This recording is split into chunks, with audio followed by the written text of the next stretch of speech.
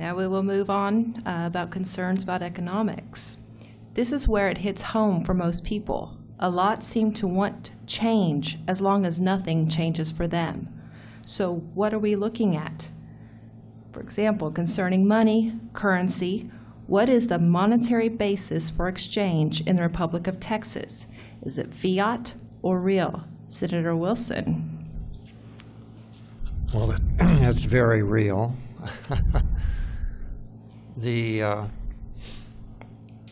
Over 6 years ago, the Senate suggested that we begin plans to build a depository for precious metals. The 1836 Constitution and its amended form in 2007 both say the money of this nation will be of gold and silver only. And it was on that basis that we were proceeding, and so we proceeded to set up a system of gold and copper and silver coins with two main purposes. One is that we would have our own currency. It would obey the Constitution, but more importantly, it was not based on the good faith and credit of the Texas government. It's based on the value of the metal. It is intrinsic to the coin. Mm-hmm. The money is in the metal. Right. If you have the metal is in your pocket, then you have wealth. We also made them commemorative of the significant events in the founding of the Republic of Texas. So the silver Alamo, the 1 ounce, and the half-ounce silver is probably the 1 ounce copper is the San Jacinto battle and the Treaty of Alaska, by which the nation was founded. But it goes further than that. The Depository Committee lately has been working on who wants to carry a lot of gold in your pocket or your purse? I mean, really. But now, with technology, with blockchain security, which is an amazing feat, amazing accomplishment, you can have gold in a heavily guarded vault somewhere and draw against that with electronic means, maybe a card that's swiped or whatever. The next thing is, of course, your smartphone. You put it up there, and your smartphone and that merchant's collection device talk to each other, and it's okay. So, $90 has just left my gold fund and has gone into his whatever he has. His might be Bitcoin. It really doesn't matter as long as it's based on real wealth.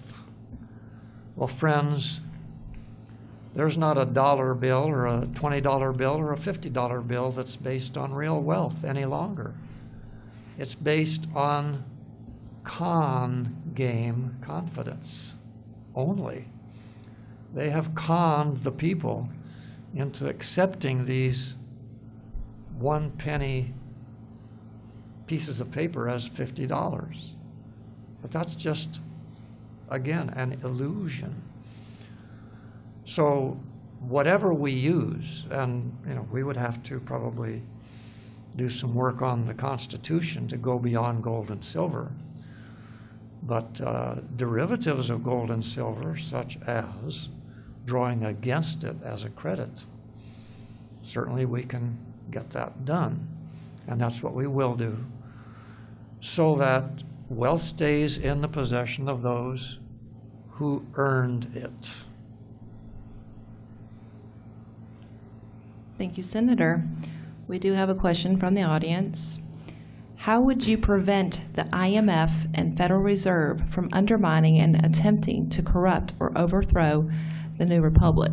Would there be enough funding to form a loyal military following? Senator Wilson, would you like to? Read the last phrase, a world military following? From a loyal military following. Oh. Well, of course, we don't want it to come to that, do we? But what the question did not reflect on, so I will, is this. Once we are a sovereign nation, the IMF becomes powerless. They can only come into nations where they're welcome. And they're sure not welcome here. Iceland basically took them into custody, the IMF officials, and said, you have half a day to get the next flight out of Iceland or you won't leave here alive. And they fled. That's the answer to the question right there. Thank you, Senator. Secretary of State Billy Ford, do you have something to add? Yes. That's assuming that everybody has to deal with Federal Reserve notes. And there are already currencies in the world market today that don't rely on Federal Reserve notes. Federal Reserve notes were used to buy oil, and thereby establishing its place as a world currency. But the Chinese have done an end around that, and the Russians have done it too. Because of Crimea, Mr. Obama said, you can't do some of those things, and Russia says, well, okay, if you're going to get those sanctions against us, we just won't have any choice but to deal with China and their currency. So now there are countries in the world that are dealing in other currencies besides the Federal Reserve note. There's no one here in this room that can go to a bank today and lay a dollar bill on the counter and say, I want a silver dollar for that dollar, because those are not redeemable notes. Those Federal Reserve notes are absolutely worthless. If we have a currency that's asset-backed, it would be backed in gold and silver.